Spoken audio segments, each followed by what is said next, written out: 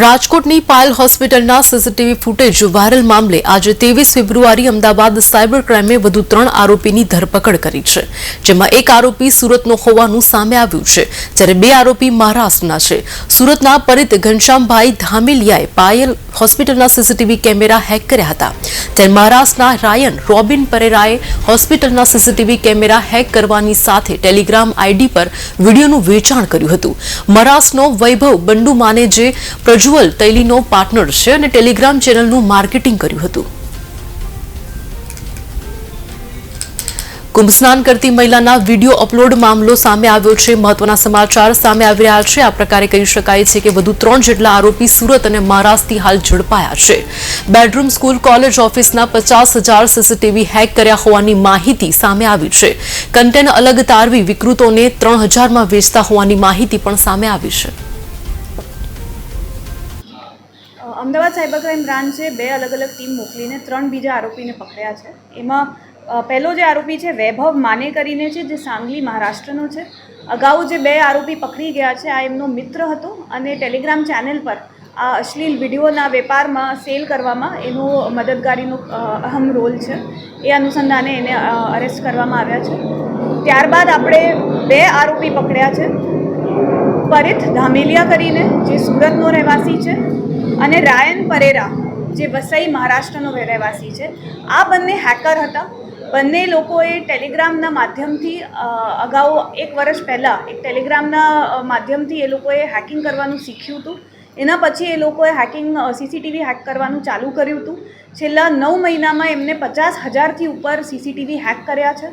અને આ લોકોએ હેકિંગ માટે જે મેથડ યુઝ કરતા હતા એ પણ આનો ખુલાસો થયો છે. આ લોકો જે વલ્નરેબલ આઈપીઝ હતા એનું 2 ટૂલ્સ સોફ્ટવેરના માધ્યમથી આ લોકો ટેસ્ટ કરતા હતા. પછી સોફ્ટવેર અને ટૂલ્સ યુઝ કરીને બ્રૂટ ફોર્સ અટેકથી આ લોકો સીસીટીવી હેક કરતા હતા. આ જે સીસીટીવી હતા એ ફક્ત હોસ્પિટલ સુધી સીમિત નહોતા. આ schools, factory, colleges, corporate offices, even બેડરૂમના સીસીટીવી ફૂટેજીસ આ લોકોએ હેક કર્યા છે. આમ ગણીએ તો 9 મહિનામાં 50,000થી ઉપર સીસીટીવીના ફૂટેજીસ આ લોકોને મળ્યા છે. અને પછી આ 2 જણ અને એની સાથે એક આરોપી જે વોન્ટેડ છે રોહિત સિસોદિયા કરીને, આ 3 જણની ટોળકી હતી જે આ સીસીટીવી હેક કરીને એમાંથી વિડીયોઝ લઈને એમાંથી કન્ટેન્ટ ક્રિએટ કરતા હતા, જે પછી આ લોકો ટેલિગ્રામ ચેનલ અને યુટ્યુબ ચેનલ પર વેચવા માટે મૂકતા હતા. તો આ એમનું પ્રથમ રોલ હતું.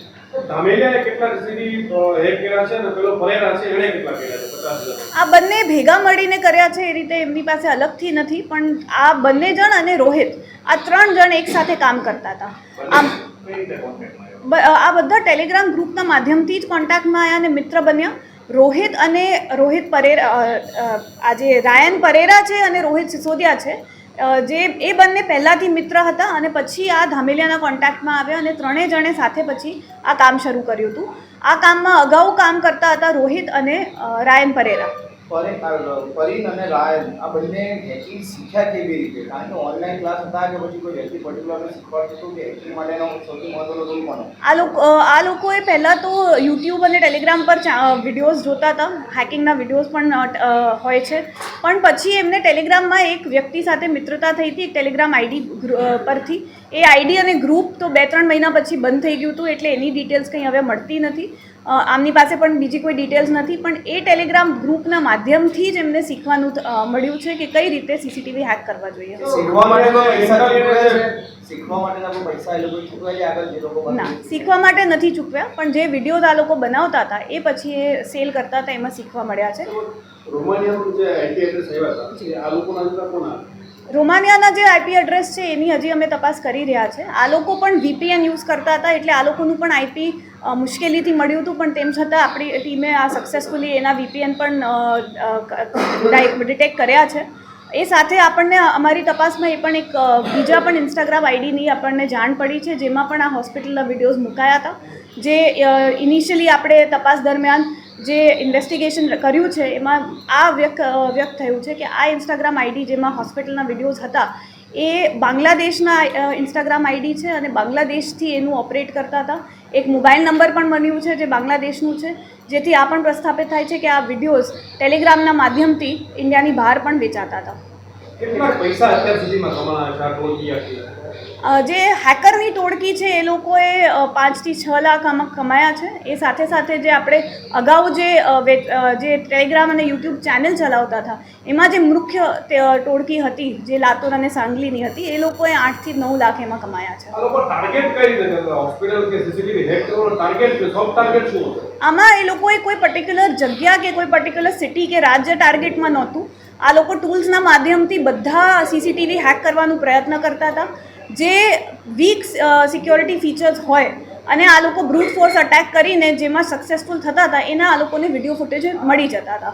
આગળ તપાસમાં શું કરશો? આપણે શું તપાસ કરશો આ પકડાઈ ગયા તો? આગળ અમે તપાસ કરીએ છીએ કે બીજા કયા જગ્યાના આ લોકોએ સીસીટીવી લીધા છે. આનો એક જે સાથી મિત્ર છે રોહિત કરીને એની પણ અમે આગળ તપાસ કરી રહ્યા છે અને સાથે અન્ય બીજા કેટલાને આ લોકોએ વેચાણ કર્યું છે એ પણ અમે તપાસ કરવાના છે. બેડરૂમના કેટલા સીસીટીવી લોકો કર્યા છે અને પહેલા કોઈ બીજા લોકો વેચ્યા છે કે મારો તો શું કહેવું? ક્યાંના? બેડરૂમના પર્ટિક્યુલર બેડરૂમ એ અમે અત્યારે એમના ડિવાઇસમાં ચેક કરી રહ્યા છે અને બેડરૂમના પણ ડિમાન્ડ હતી, હોસ્પિટલના સીસીટીવીઝના પણ બહુ ડિમાન્ડ હતી. આ કારણ એનું વેચાણ કરવાનું એટલું છે કે જે ડિમાન્ડ એન્ડ સપ્લાયનું આ લોકો કહે છે એમાં જેની ડિમાન્ડ વધારે હતી જેમ કે હોસ્પિટલના અને બેડરૂમના ખાસી એવી ડિમાન્ડમાં હતા વિડીયોઝ. આ લોકો 50,000 હેક કર્યા તો આ લોકો પાસે વિડીયો કેટલા મળી આવ્યા અત્યાર સુધીમાં? આના પાસેથી કરાયા 50 થી 60,000 જેટલા હેક કર્યા છે. એમાંથી એ લોકોને સેલ થાય એવા કન્ટેન્ટ 5 થી 10% જ કન્ટેન્ટ મળતું હતું. બાકી રૂટીન ઓફિસના, ફેક્ટરીના કે કામકાજના વિડીયોઝ મળતા હતા. પણ આ કન્ટેન્ટ જે સેલ લાયક હતું એમાં 5 થી 10% કન્ટેન્ટ એવું મળતું હતું. ટેલિગ્રામ ઉપરથી જે લોકો શીખ્યા હતા હેકિંગ કરવાનું, તો જે હેકિંગની પ્રક્રિયા ટેલિગ્રામ ઉપર ચાલુ છે એટલે લોકો શીખી રહ્યા છે કે પછી એ શીખવાની પ્રોસિજર જ બંધ થઈ ગઈ એ અંગે અથવા તો જે લોકો શીખી રહ્યા છે એને બંધ કરવા માટે સાયબર ક્રાઇમ પગલાં લે છે? અમે આમાં ટેલિગ્રામને પણ પ્રશ્નોત્તરી લખી છે અને એમને પણ આપણે જવાબ લેવાના છે કે આ રીતે આ કઈ રીતે આ પ્રવૃત્તિ ત્યાં ચાલી રહી છે. એમના તરફથી પણ આમાં કંટ્રોલ કરવામાં અને આને બંધ કરાવવા માટે શું કરવાના છે અને એ પ્રમાણે પછી આગળ પણ અમે એમાં એક્શન લઈશું. સીસીટીવી ઉલ્લેખ કર્યો કોલેજ અને સ્કૂલ તો અમદાવાદની એવી કોઈ ધ્યાન આવી છે? આમની પાસે જે ડેટાસ છે એ આપણે